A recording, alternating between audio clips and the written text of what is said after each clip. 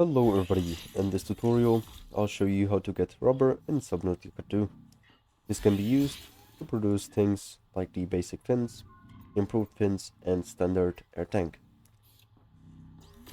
So to begin, you need to go to the beginning biome, which is the one where the life pod is located, and go ahead and find a plant that looks like this.